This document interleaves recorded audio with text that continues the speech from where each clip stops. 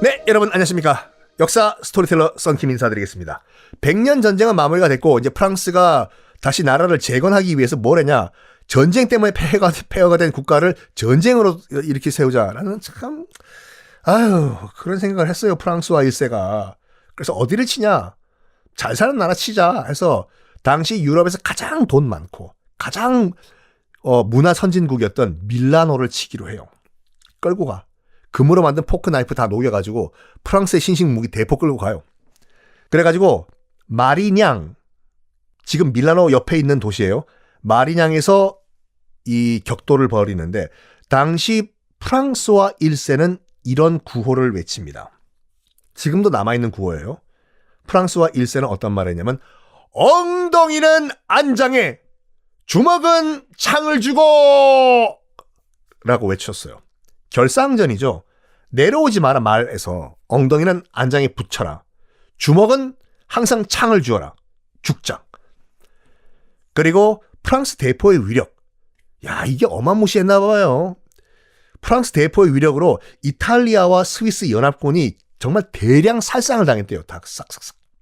이겨요. 이긴 정도가 아니라 밀라노가 아니라 밀라노 외곽에서 밀라노군, 이탈리아군이죠. 를 박살을 내버렸다고 합니다. 프랑스 국민들 열광을 했어요. 프랑스와 1세한테.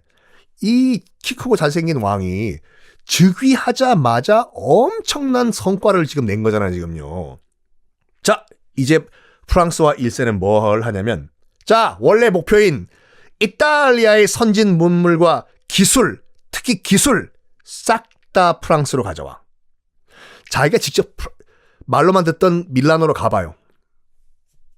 가니까 너무 선진국이에요, 여기가 밀라노가. 프랑스와 국왕이 보기에는 감탄을 하고 존경까지 했다고 합니다. 특히 당시 이제 거기에 있었던 미켈란젤로의 조각상 프랑스로 가져가요. 이걸 사람이 만들었단 말이야. 와, 울랄라. 가져가요. 그리고 심지어 레오나르도 다빈치의 최후의 만찬 그림 있잖아요. 이거 뜯어서 프랑스로 가져간다고 했는데 그건 불가능했었어요. 그걸 어떻게 뜯어가, 그 당시 기술로. 처음에는 깔보고 점령의 대상으로 생각했던 이탈리아를 프랑스와 1세가 존경을 하기 시작해요. 특히 레오나르도 다빈치는요, 정말로 국부, 나라의 스승님으로 존경을 했었어요. 심지어는 다빈치를 프랑스와 1세가 프랑스로 초대를 해요. 모셔와. 그리고 정말 극진하게 대접을 했다고 해요. 그리고 다빈치가 그림만 그린 게 아니라 과학자잖아요. 기술, 헬리콥터도 만들었어요. 국가 재건할 때 뭐가 필요한지 기술들, 조언을 그렇게 해서 스승님, 프랑스를 재건하기 위해서 어떤 기술이 필요합니까? 스승님, 조언을 구하고. 근데 더 듣고 싶었으나 그럴 수가 없었습니다. 왜? 통력이 없어서? 아니요. 다빈치가 나이가 너무 많았어요. 죽었습니다. 그래서 뭐 이런 얘기도 있어요. 뭐 정사 야사인지 모르겠지만 레오나르도 다빈치가 실제로 이렇게 주장하는 분 많거든요. 레오나르도 다빈치가 이 프랑스와 프랑스 국왕 품에서 죽었다라는 얘기가 있을 정도로 프랑스와 국왕은 레오나르도 다빈치를 나라의 스승으로 정말 존경을 했다고 합니다. 자, 어쨌든 이제 밀라노, 이탈리아의 기술과 돈 다 전쟁으로 끌고 왔어요. 왕권 강화. 프랑스와 1세는 나라를 잘만 재건하기 위해서는 왕의 힘이 강해야 된다라고 주장을 해요. 왕의 힘 강화. 이 상징이 필요하냐? 뭐냐? 크고 화려한 궁전이 필요하다 라고 주장을 했습니다. 그래서 궁을 어마무시하게 화려하게 지어요. 이거 레오나르도 다빈치가 살아있을 때 설계 디자인 조언을 받아가지고 파리 근교에 엄청나게 큰 궁을 하나 만들어요. 퐁텐블로 궁. 프랑스 여행 갔다 오신 분들 한 번씩 다 가보셨죠? 혹시 모르시는 분은 검색 네이버에서 퐁텐블로 궁 검색하면 나오거든요. 와, 진짜 화려하다. 맞습니다. 그거를 프랑스와 국왕이 다빈치의 조언을 받아서 만든 거. 근데 그 성이 원래부터 있었어요. 퐁텐블로 궁이 원래 있었는데 지금 여러분 사진으로 보고 있는 그 모습은 프랑스와 국왕이 다빈치의 조언을 받아서 지금의 그 모습으로 만든 겁니다. 자, 다빈치 얘기 나오고 지금 미켈란젤로 얘기 나온 김에 그 사람들은 언제 사람입니까? 그렇죠. 르네상스 시대 사람들이죠. 얘기가 나온 김에 요 프랑스와 국왕 전후로 해서 100년 전쟁 전후로 해가지고 특히 100년 전쟁 끝난 다음에 유럽은 중세가 마감이 되고 문화가 꽃피는 르네상스 시대가 열리기 시작합니다. 르네상스는 무슨 말이냐? 선릉로에 있는 호텔 이름이냐? 아니라 르네상스란 말 자체가 부활이란 말이거든요. 밖으로 나가버리고의 그 부활이 아니라 뭐가 부활했다는 것이냐? 예수님이 부활했다는 것이냐? 아니요. 다시 인간 중심의 세상이 부활이 했다. 해서 르네상스예요. 지금까지는 신의 세상이었잖아요. 예수님, 하나님 다 화형시켜버리고 인간은 뭐 이런 신의 중심 세상이 아니라 지금부터는 다시 인간 중심 세상이 다시 살아났다라고 해서 르네상스 시대인데 왜 그러면 르네상스 시대가 되겠냐? 계기가 뭐냐면요. 지금 프랑스와 국왕이 즉위한 게 1515년이잖아요. 그 몇 년 전 1492년 1492년에 무슨 일이 있었습니까? 뭔 일이 있었겠지요. 그러니까 제가 이런 말씀 드리겠죠. 1492년 콜럼버스가 표류하다가 서인도 제도에 얼떨결에 발을 내딛었지 않습니까? 절대로 콜럼버스의 신대륙 발견이라고 하시면 안 돼요. 그게 왜 신대륙이에요? 원래부터 살고 있던 사람들 원래 있었어요. 3만 년 동안 우리의 선조라고 하시는 분도 계시고 잉카 문명, 아즈텍 문명, 유럽과 비교해도 손색 없을 고도의 문명이 있었어요. 근데 그게 무슨 신대륙이고 무슨 발견이에요, 그게요. 콜럼버스는 인도 가던 길에 얼떨결에 표류하다가 거기 도착한 거라니까요. 서인도 제도, 그러니까 지금의 뭐 바하마, 쿠바 뭐 이렇게 자메이카, 아이티. 콜럼버스는 죽을 때까지 거기가 인도인 줄 알았어요. 어쨌든 간에 얼떨결에 1492년에 콜럼버스가 지금의 서인도 제도에 표류해서 발을 내디딘 이후에 스페인에서 엄청난 정복자들이 몰려왔지 않습니까? 아즈텍 문명 박살나고 잉카 문명 박살나고 등등등등등. 금과 은이 엄청났었어요. 당시 남미 제국들에서. 그게 엄청나게 금과 은이 싹 다 스페인 등등등의 정복자에 의해서 유럽 대륙으로 흘러 들어갔어요. 교역이 대항해 시대가 시작된 거거든요. 그러면서 상인들, 뭔가 파는 상인들이 점점 늘어났어요. 그렇죠. 교역이 되니까. 상인들이 자기들끼리 모여가지고 도시를 형성해서 도시민이 된 거거든요. 자, 여기서 한 단어가 나옵니다. 부르조아. 야, 난 지금 뭐 짜장면 먹는데 너는 불도장 먹냐? 너 부르조아네.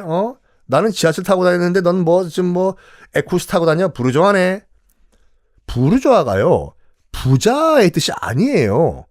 부르조아는 무슨 뜻이냐면 원래 뜻은 그 뜻 자체는 사전적 의미는 성 안의 사람들 이런 뜻이에요.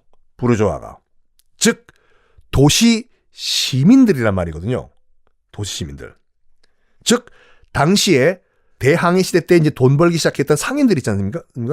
이 상인들 무역 장사를 해서 돈 벌기 시작했던 이 상인들 도시를 꾸미고 도시 안에서 살던 이 상인들을 부르조아라고 부르기 시작을 했습니다. 이 부르조아들 돈이 생기니까 점점 힘이 더 커졌겠죠. 그 반면에 중세 영주들은 그냥 땅 주인들이다 보니까 점점 힘이 없었겠죠. 이래서 영주 중심이었던 중세 시대가 점점 저물고 도시 시민들 부르조아가 힘을 받은 르네상스가 시작이 됩니다. 이탈리아 역사지만 르네상스에 대해서 좀 얘기를 드려야지 또 프랑스사를 큰 그림적으로 이해하실 수가 있거든요. 자, 르네상스 이야기를 좀 해봅시다. 르네상스는 이탈리아에서 시작됐어요. 오, 맘마미야. 왜 다른 나라가 아니라 이탈리아에서 시작했나? 르네상스는요, 이제 신이 아니라 인간 중심으로 다시 돌아가자인데, 그러기 위해서는 로마 시대로 돌아가자라는 걸 주장을 한 그런 시대였어요. 로마. 왜냐면 로마에는 그때는 물론 기독교가 공인됐지만, 전체적인 분위기는 신이 아니라 인간 중심 사회였거든요. 놀고 먹자, 사우나도 좀 하고, 야, 2,000명이 동시에 들어가는 그때 찜질방이 있었다니까요, 로마에. 이탈리아가 원래는 로마 땅이잖아요. 근데 그 땅이 다가 아니에요. 땅이 문제라고 하면은 그리스가 더 르네상스를 일으켜야 되지 않습니까? 그 이전에 더 큰 문명을 일으켰는데, 땅이 문제가 아니라 사람. 그리고 제일 중요한 거 돈, 머니 때문에 르네상스가 이탈리아에서 시작됐습니다. 솔직히 돈이 있어야지 좀 생각에 여유가 있고 생활에 여유가 있지 않습니까? 당시 이탈리아가요, 유럽 전체에서 가장 부자 동네였어요. 왜? 중동과 유럽. 중동에서 이제 아시아 지역에서 유럽으로 가려면 일단 뭐라고 할까, 지금의 터키 지역은 통과가 어렵고 거기는 이슬람 세력이 지배하고 있기 때문에, 그래서 어떻게 가야 되냐면 좀 빙 둘러가지만 이제 북아프리카 쪽으로 해가지고 지중해 건너서 지중해 통과해서 이탈리아를 통해 가지고 유럽으로 들어가는 이런 코스였거든요. 그래서 중개 무역으로 이탈리아가 떼돈을 벌어요. 여유가 생겼어. 생각할 수 있는 여유. 솔직히 정말 배가 고파가지고 하루 벌어 먹고 살기 힘들면은 여유 없다니까요.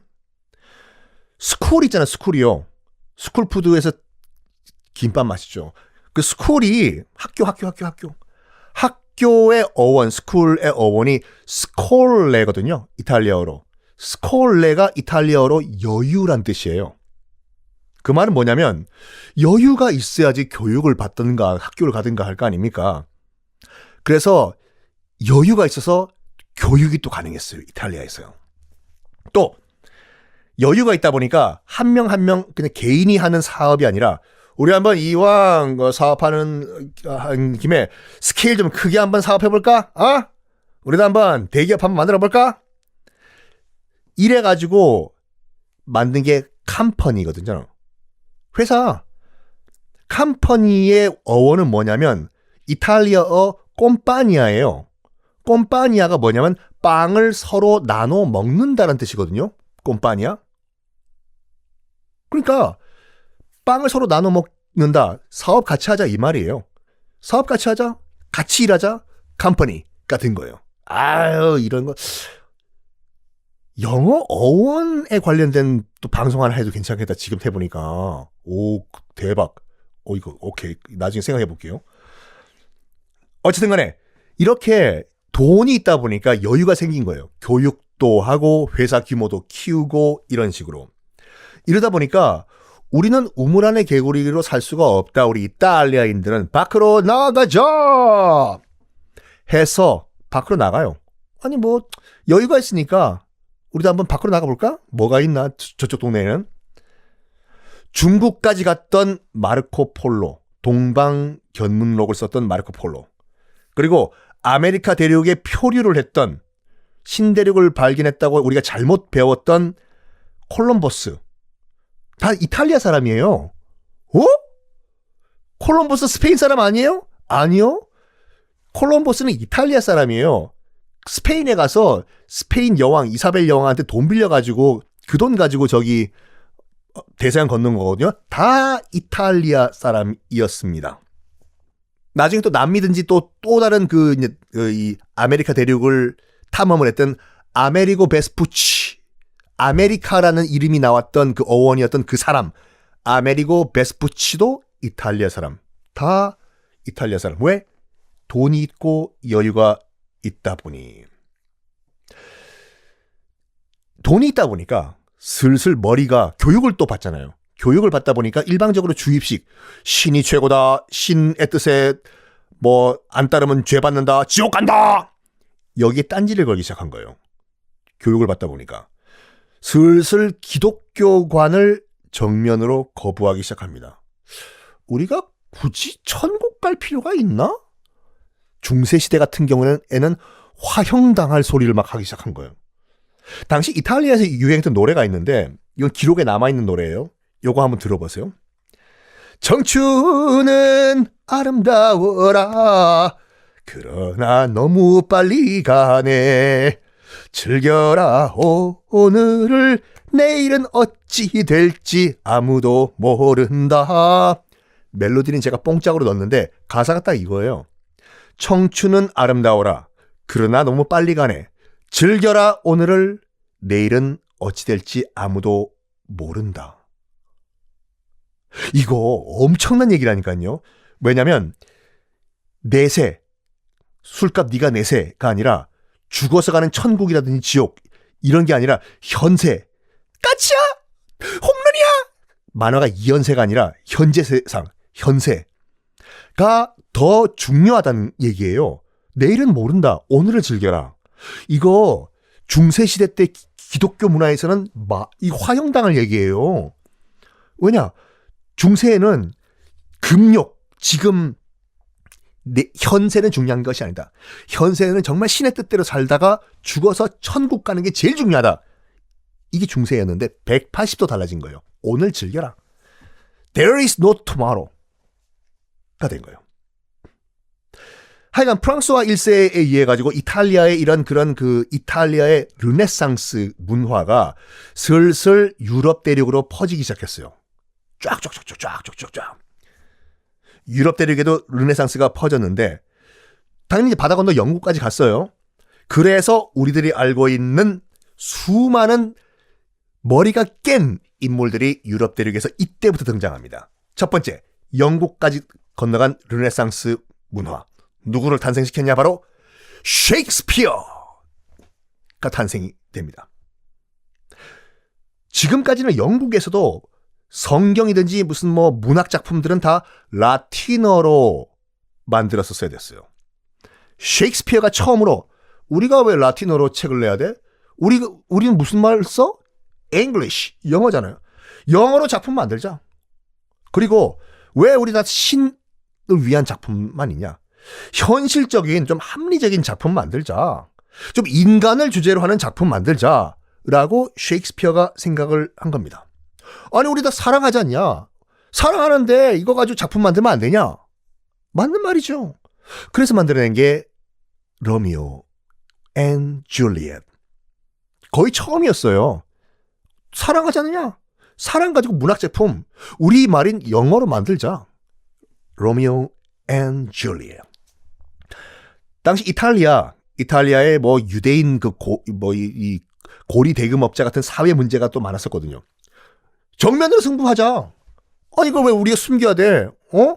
사회적 문제 이걸로 작품 만들면 안 되냐? 해서 만들어낸 것이 바로 베니스의 상인. 이런 르네상스 문화가 또 스페인까지 건너갑니다. 스페인에서는 또 누가 나왔냐? 그 이름도 유명한 세르반테스란 작가가 등장해서 돈키호테라는 걸작을 또 만들어냅니다. 돈키호테, 너 참 돈키호테 같다 작품 읽어보세요, 여러분들. 평생을 착각 속에 산 엉뚱한 남자 이야기인데 중세시대에는 이런 작품 종이 낭비예요. 종이 낭비. 이런 멍청한 인물이 왜 주인공이냐? 우리 주변에 멍청한 인물들 많잖냐? 그런 사람도 왜 주인공 하면 안 되냐? 해서 세르반테스가 돈키호테란 약간 머리가 맛이 가신 분을 주인공으로 해서 소설을 쓴 거예요. 폴란드의 한 인물에게 또 영향을 미칩니다. 그 인물은 이름은 바로 코페르니쿠스. 그 유산균 이름 아닙니까? 아니요. 아니에요. 코페르니쿠스. 뭐냐? 지동설. 지구가 태양 주위를 돈다라는 지동설을 딱 주장했던 코페르니쿠스. 이거는 엄청난 얘기예요. 당시 그 중세시대 때만 하더라도 하나님의 중심인 우리 지구가 있고 지구는 가만히 있고 태양이 지구 주위를 돈다라는 천동설이 교회에 주장이었거든요. 이걸 정면으로 반박한 거예요. 코페르니쿠스가. 내가 가만히 하늘을 보니까 이게 뭔가 이상해. 지구가 태양 주위를 도는 것 같거든? 드디어 합리적인 생각을 하기 시작했습니다. 사람들이. 이런 인간 중심적인 합리적인 사고방식이 기독교에까지 영향을 미칩니다. 다시 보자 꺼진 불이 아니라 다시 보자 종교를 운동. 우리 교회가 가만 보니까 교육받고 합리적인 생각을 하기 시작한 이 사람들이 교회를 보니까 너무 타락한 거예요. 아니 저기 지금 성직자들이 너무 뇌물을 많이 받는 거 아니야? 성경 말씀에 뇌물 받으라는 말이 없는데. 성직자들도 뒤룩뒤룩 살찐 거 봐. 성경 말씀에 살찌란 말은 없는데. 개혁하자. 그래서 그 이름도 유명한 종교개혁이 드디어 시작이 됩니다. 르네상스 시대 때 종교개혁. 성직자의 말을 하고 우리가 다 들을 필요는 없잖아. 맞아. 그렇지. 아니 지금 한번 보니까 우리가 왜 교회에 이렇게 세금을 내야 돼? 성직자들은 왜 아무 노동을 안 해? 성직자들은 저렇게 옷을 좋은 것 입고 있는데 왜 우리는 이렇게 누더기를 입고 있어야 돼? 예수님이 그렇게 말했나? 아니잖아. 아니 근데 우리가 몇백 년 동안 왜 이걸 그냥 시키는 대로 당했지? 이게 대치동, 목동, 주입식 교육의 잘못이야. 그래? 그럼 처음부터 다시 한번 생각해보자. 해요. 이 종교개혁의 시작은 바로 금속활자 덕분이었습니다. 여러분 꼭 기억하세요. 금속활자를 세계 최초로 만든 것은 우리 고려예요. 그리고 그 이후에 1450년 독일의 구텐베르크가 유럽 최초로 금속활자를 만들어냅니다. 이게 어떤 의미였냐면요. 당시 성경은 한 땀 한 땀 한자 한자 손으로 라틴어로 썼어요. 그래가지고 성경책 하나 만드는데 기본 평균 10년이 걸렸어요. 에? 책 하나 만드는데? 네.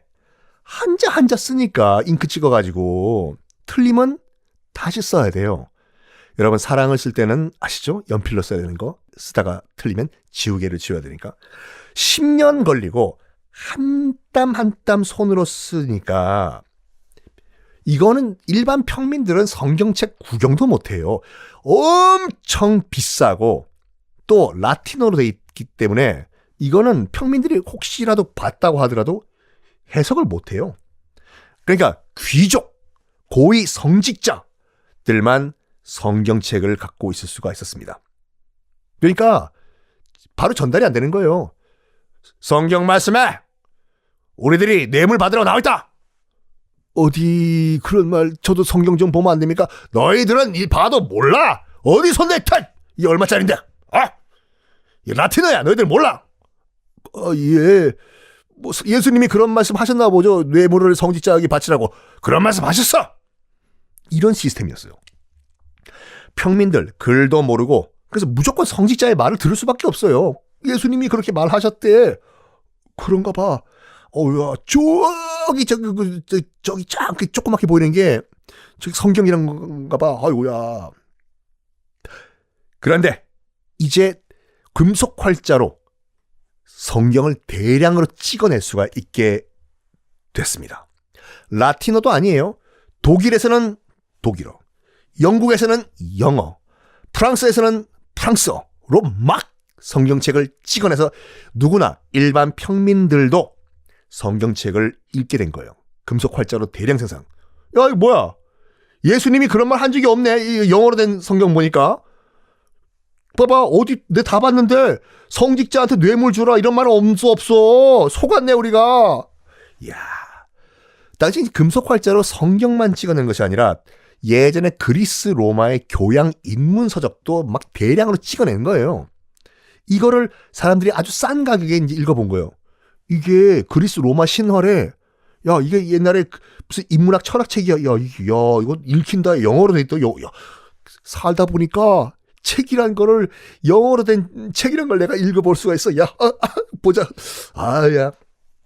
사람들 슬슬 합리적인 눈을 갖게 됩니다. 그리고 슬슬 비판의 목소리를 내기 시작해요. 뭐냐? 지금까지 쏘았다. 쏟고 살았다. 이거예요. 쏟고 살았다. 그 가운데서 어떤 게 있었냐면 당시 로마 카톨릭은요. 뭐 저도 이제 냉담 30년 카톨릭 신자였지만 참 죄를 많이 짓긴 졌어요. 로마 카톨릭이 이제 여러분 다 들어보시겠지만 면죄부를 팔았거든요. 면죄부가 언제 원래 팔기 시작을 했냐면 그 십자군 전쟁 때 십자군을 보내야 될 거 아니에요. 예루살렘 쪽으로. 그래가지고 십자군 원정에 참전했던 병사들한테 면죄부 주고 그리고 또 십자군 갈 때 돈 대준 상인들한테 면죄부를 주고 싼 가격에 팔았어요 이걸요. 이런 시스템이야. 그러니까 교황이 면죄부를 만들어가지고 돈 주고 판 거예요. 이거 갖고 있으면 너 죄 사함 받는다고. 이거 교황 사인 바이 인노첸시오 3세 이 면죄부를 갖고 있으면 카드 6개월 할부도 가능합니다. 이거 갖고 있으면은 죄 사함을 받고 벌을 안 받습니다. 예. 12개월도 가능합니다. 무이자로. 원래 십자군 원정 때 이 면죄부가 등장을 했는데 십자군 끝난 다음에도 이게 짭짤하게 장사가 되거든. 면죄부가 돈 받고 파니까 이걸요 계속 판 거예요. 십자군 원정 끝난 후에도 슬슬 돈이 들어오니까 이거를 이젠 르네상스 시대예요. 사람들이 다 이제 글자를 책을 보면서 이제 깨우친 상태예요. 저거 저래도 되냐? 딱 처음에 시비 건 사람은 누구였냐? 영국 옥스포드 대학교의 신학자였던 존 위클리프라는 신학자가 교황을 강력하게 비난을 합니다. 예수님은 저렇게 말한 적이 없다. 어떻게 돈 받고 죄를 사해준다는 저런 종이 쪼가리를 파냐? 라고 교황을 비판을 해요. 처음으로. 당신 그래도 로마 교황이 그래도 파워가 있던 상황이었기 때문에 뭘 하냐? 존 위클리프를 마귀라고 해서 바로 사형시켜버려요. 그리고 존 위클리프가 썼던 책들 마귀의 책이라고 해서 싹 다 긁어 모아가지고 다 불태워버려요. 마귀다. 면죄부는 예수님의 명령이다. 존 위클리프가 사라진 이후에 이런 비판이 사라졌냐? 아니요. 너도 나도 비판하기 시작해요. 당시 프라하. 정말 아름다운 도시죠. 체코에. 이 프라하에 있던 신학자인 얀 후스라는 신학자가 또 있었어요. 얀 후스가 교황의 면죄부 맹비난을 합니다. 교황! 예수님이 언제 돈 받고 죄를 사해 주라고 누가 그랬어? 언제 그랬어 예수님이? 교황은 아주 깔끔하게 얀 후스 끌고 와. 마귀네. 죽여. 똑같이 사형시켜버린 다음에 얀 후스가 썼던 책들 저 마귀 책이거든. 건드리지 말고 멀리서 원격으로 다 태워버려라. 리모컨으로 삐 해버려요. 이러한 가운데 그러니까 유럽 전체에서 교황은 지금 상황 돌아가는 거 몰라요. 계속 합리적인 사고가 부글부글 끓고 있는 이 가운데 이런 교황의 잘못된 행동에 기름을 붓는 사건이 하나 발생을 합니다. 바로 바티칸에 있던 교황의 중심지 바티칸에 있던 성 베드로 성당 재개발이요. 지금도 그렇고 예전에도 그렇고 지금도 그렇고 바티칸에 있는 성 베드로 성당은 카톨릭의 최고의 성지예요. 나중에 이탈리아 로마 여행 가시면 아시겠지만 바티칸에 가면 제일 먼저 가는 데가 그 거대한 교황이 나와가지고 지금도 인사하는 성 베드로 성당. 크리스마스 때 앞에 뭐 수십만이 모여가지고 대규모 미사를 보는 그 성 베드로 성당. 그거. 왜 거기에 성지냐? 1대 교황이 누군지 아세요? 1대 교황? 누구지? 단군 할아버지인가? 1대 교황은 베드로예요. 그 예수님의 제자들 가운데서 베드로. 거기가 왜 성당 자리냐면 베드로가 1대 교황인 베드로가 박해를 받다가 처형된 자리가 그 자리예요. 지금도 그 성당 밑에는 베드로의 관이 있다고 하죠. 그 자리에 성 베드로 성당을 지었는데 원래 있던 성당은요. 여러분 기억하시겠지만 훈족, 흉노족 이 중국에서 선비족과 싸우다가 져가지고 우르르 서쪽으로 몰려왔잖아요. 서기 400년경에 그 프랑스 편 제일 처음에 했을 때 말씀드렸잖아요. 흉노족이 선비족과 싸우다가 져가지고 서쪽으로 밀려오다가 원래 있던 동유럽에 살고 있던 게르만족들이 자기보다 더 야만족인 흉노족이 밀려오니까 로마로 쳐들어와 어쩔 수 없이 밀려 들어왔어요. 게르만족들이요. 그때 게르만족에 의해 가지고 원래 있던 성 베드로 성당이 박살이 나버려요. 폐허 상태로 계속 놔뒀어요. 르네상스 시대가 와가지고 교황이 이거 폐허로 있는 성 베드로 성당 이거 안 돼. 이거를 다시 크게 지어가지고 교황의 권위를 세워야 되겠어.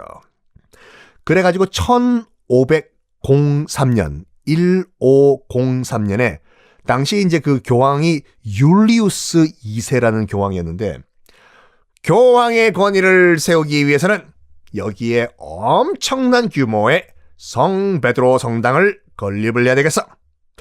But, however, 돈이 없네. 어떻게 할까? 그래, 지금 걸어다니는 비공식 조폐공사인 면제부가 있네. 이거를 유럽 전역에 다 팔아버릴까? 그러면 성 베드로 성당을 지을 수 있는 돈이 생길 거 아니야. 그래가지고 유럽 전역에 있는 지방 성직자들에게 얘기해요. 너희들이 면제부 팔아가지고 나한테 송금해. 그래가지고 유럽 전역에 있는 성직자들이 자기들이 면제부를 찍어가지고 팔기 시작했다니까요. 무슨 권위로? 우와. 불쌍한 농민들이 소장농들이요. 이보게 제임스, 웨스미스 들었나? 동네 성당 가면 거기서도 면제부를 판대요. 아유, 나 목돈 좀 모아놓은 게 있는데 이거 가지고 나 면제부 좀 사야 될 것 같아. 그거 사면은 우리 천국 간대. 그래? 우리가 지금 이렇게 고생하고 있는데 죽어서 우리 천국이라도 가세. 그래. 이거 우리 딸 결혼할 때 결혼 지참금으로 내가 모아놓은 건데 에휴, 나 이거 가지고 나 면제부 살래. 가자. 우리 동네 그 성당 가가지고 우리 면제부 사세. 평생 모은 돈들을요. 농민들이. 이걸 지방에 있는 성직자한테 가가지고 누구야? 농민인데요. 면제부 한 장만 좀 파십시오. 그래? 돈 갖고 왔어? 네. 그래가지고 성직자들이 다 돈을 모은 다음에 일단 자기 목 뺐겠지요. 자기 목 떼고 나머지는 교황한테 싹 다 송금을 해요. 이것도 경쟁을 했어요. 누가 송금 많이 하나 교황한테. 그 교황한테 눈도장 찍힘 당하려고 한 거예요. 아이고 교황님, 제가 돈을 이만큼 더 송금했습니다. 아닙니다. 제가 더 많이 송금했어요. 서로 경쟁적으로 농민의 고혈을 빨아서 로마 바티칸으로 송금을 합니다. 면제부 팔아가지고. 지금 로마 바티칸, 지금 바티칸에 있는 그 성 베드로 성당이 바로 이때 농민들의 피를 빨아서 만든 그 성당이에요. 지금 있는 성당. 뭐 저도 가톨릭 신자 30년 냉담이지만 반성하고 넘어갈 것은 반성하고 넘어가고 정확하게 알아야 될 것은 정확하게 알고 넘어가야 됩니다. 지금 있는 성 베드로 성당은 그때 농민들에게 면제부 팔아가지고 그 돈으로 만든 성당입니다. 자, 특히 이제 그 당시에 독일에서 돈을 가장 많이 보냈어요. 왜? 교황이 독일을요, 이름을 신성 로마 제국이란 이름을 줬어요. 로마 제국과는 아무 상관이 없어요. 그냥 이름만 허울만 좋은 그냥 타이틀이에요. 신성 로마 제국. 뭐 신성하지도 않고 로마와 관계도 없어요. 근데 그냥 독일에서 교황한테 아부를 잘해가지고 그래 그러면 독일 너희들은 앞으로 홀리 신성한 로만 엠파이어 신성 로마 제국이라고 이름표 갈아 끼워. 그래 너희들 신성 로마 제국이라고 해. 그래가지고 독일이 신성 로마 제국으로 쭉 이름을 그렇게 한 거예요. 진짜 로마였기 때문에 그런 게 아니라 그 신성 로마 제국이 나중에 또 나오겠지만 나폴레옹이 박살내면서 신성 로마 제국은 망해요. 이걸 교황이 준 거예요. 너희들은 이쁘기 때문에 나 교황한테 잘 보였기 때문에 독일이란 이름 대신에 신성 로마 제국이란 이름을 준다. 그러니까 뭐 교황이 이뻐서 교황에게 더 인정을 받기 위해 가지고 독일에 있는 성직자들이 더 송금을 많이 했답니다. 우리 교황 파이팅! 이라고 하면서. 당연히 프랑스, 영국, 스페인 보다는 독일 지역에서 더 사람들이 이거 뭐야? 이거 뭐 하는 거야 지금? 종이 쪼가리로 지금 죄를 사해준다고? 비판의 목소리가 나왔습니다. 바로 독일의 비텐베르크 대학의 신학 교수였던 마틴 루터라는 신학 교수. 지금도 있어요, 여러분. 베를린 남쪽에 있는 도시거든요. 비텐베르크란 도시가 있어요. 거기 가면 도시 전체가 마틴 루터 타운이에요. 그냥 지금도. 독일 비텐베르크 대학의 당시 신학 교수였던 마틴 루터가 베를린 남쪽에 있는 비판의 목소리를 냅니다. 뭐냐? 진정한 기독교 신자라면 면죄부 돈을 안 바쳐도 진심으로 회개만 한다면 벌을 받지 않는다. 교황한테 정면으로 들이받은 거예요, 그냥. 이런 내용을 담은 95개조의 반박문을요. 교황의 잘못, 현재 교회 잘못 1, 2, 3, 4, 95개조 반박문을요. 1517년 쫙 뿌려요. 그리고 자기가 있던 비텐베르크 대학 정문에도 딱 붙입니다. 모든 사람들이 다 볼 수 있도록. 사람들이 그거 보고 독려를 해요. 야, 이거 이러도 돼? 이거 공식적으로 지금 교황 들이받은 거 아니야, 이거? 야, 마틴 루터 정말 대단하긴 대단한 것 같아. 맞는 말이야, 이게 솔직히. 맞아. 독일어로 다 인쇄를 해요. 라틴어가 아니라 모든 독일 국민들이 다 보고 이해할 수 있도록 독일어로 인쇄. 금속 활자 그렇죠. 인쇄해서 독일 전국에 쫙 다 뿌려요. 교황이 이걸 보고 일단은 이렇게 얘기해요. 마틴 루터가 누군지 모르겠지만 지금이라도 반성하면 용서하겠다. 자기가 뭔데 용서를 해요. 자기가 잘못해놓고. 용서 당연히 마틴 루터는 나는 그런 용서 받기 싫습니다, 교황님. 거부를 해요. 무슨 용서입니까? 난 할 말, 옳은 말을 했습니다. 예수님은 그런 말 한 적이 없습니다. 교황이 뭐 했냐면, 마틴 루터! 오늘부로 파문이야! 당시 기독교 사회에서 파문은 굉장히 큰 처벌이었어요. 뭐냐면, 기독교 교회에서 쫓아내버린다는 말이거든요. 무슨 말이냐? 너는 무슨 짓을 해도 천국 못 간다예요. 이거예요. 그래서 십자군 원정 할 때도 그렇고 중세시대 때는 제일 무서운 게 그거였다니까요. 화형이 아니에요. 너 파문이에요. 너 파문은 넌 기독교 세계에서 쫓겨나는 거고 넌 천국 무슨 짓을 해도 못 가. 에요. 파문을 해요. 교황이 마틴 루터를 기독교에서 쫓아내버려요. 마틴 루터? 무시해버립니다. 그러던가 말던가 교황이 파문을 하든 뭘 하든 그러면서 뭐 하냐면 이제 카톨릭은 죽었다 라고 선언을 해요. 마틴 루터가. 혼자가 아니었어요.